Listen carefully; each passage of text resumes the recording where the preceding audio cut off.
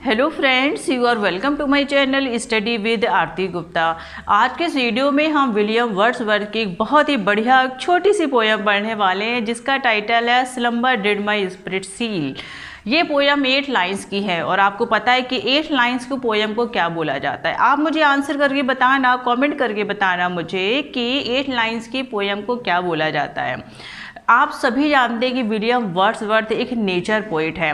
कैसे इस पोयम में इन्होंने किसके बारे में बताया है, छोटी सी पोयम को कितनी खूबसूरती के साथ रिप्रेजेंट किया है। तो ज़्यादा टाइम वेस्ट न करते आइए सीधा चलते हैं इस पोयम की तरफ। फ्रेंड्स, ये पोयम जो विलियम वर्ड्सवर्थ ने लिखी है, ये पोयम है उनके बिलविड की डेथ के बारे में। मीन्स उन्होंने विलियम वर्ड्सवर्थ ने बहुत सारी लूसी पोयम्स लिखी हुई थी। ऐसा माना जाता है कि शायद उनकी बिलविड जब लूसी की डेथ हो गई थी तब उसके ऊपर इन्होंने ऐसा लिखा है। ऐसा कुछ विलियम वर्ड्सवर्थ ने स्पेशली मेंशन तो नहीं किया है कि पोयम लूसी के ही ऊपर है, बट जब नेम आता है लव्ड वन का तो ये ऐसा एज्यूम किया जाता है कि शायद ये पोयम उन्होंने लूसी की डेथ के ऊपर ही लिखा होगा। तो पोयम स्टार्ट होती है कुछ इस तरीके से। A slumber did my spirit seal, I had no human fears.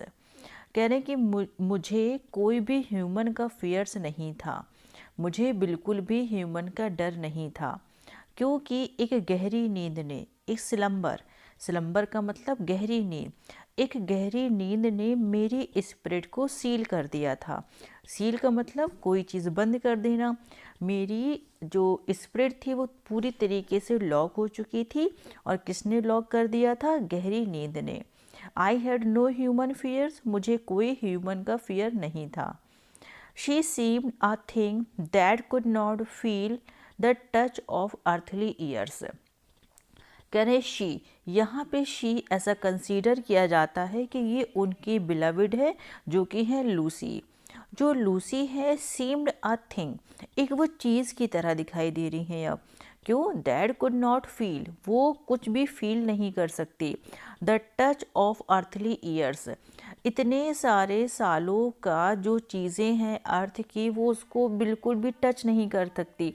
उसको नहीं पता कि इस वर्ल्ड में क्या हो रहा है। No motion has she now, अब उसमें कोई भी मोशन नहीं है। नो फोर्स, ना ही कोई फोर्स है, ना ही कोई ताकत है। She neither hears nor sees, ना तो वो सुन सकती है और ना ही वो देख सकती है। नाइदर नॉर का मतलब होता है ना तो ना, तो ना तो वो देख सकती है ना ही वो सुन सकती है।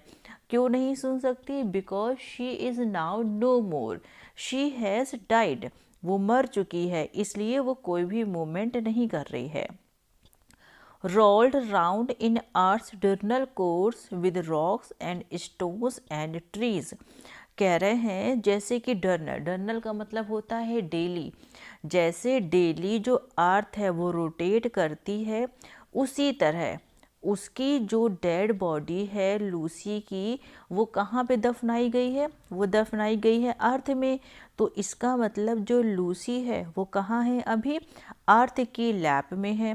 तो जैसे जैसे अर्थ रोल करेगी जैसे डेली, वैसे ही लूसी की ये जो टूम है ये भी रोल करेगी with rocks and stones and trees. मतलब रॉक्स, स्टोन्स एंड ट्रीज के साथ साथ ये भी डेली रोटेशन करेगी अर्थ के साथ, क्योंकि डेथ के बाद जैसे सबको दफना दिया जाता है वैसे ही लूसी को भी दफना दिया गया है।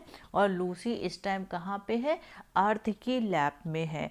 तो जैसे अर्थ मूव करेगी, अर्थ रोटेट करेगी, राउंड करेगी, वैसी ही लूसी भी करेगी, क्योंकि नाउ शी इज़ नो मोर, अब वो नहीं रही है, इसलिए ना तो वो मूव कर सकती है ना ही वो कोई मूवमेंट कर सकती है, और वो मोशनलेस है।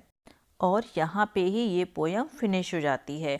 तो आई एम श्योर कि आपको समझ में आई होगी आज slumber did my spirit seal poem में क्या था। तो आज की वीडियो में बस इतना ही। Thank you so much.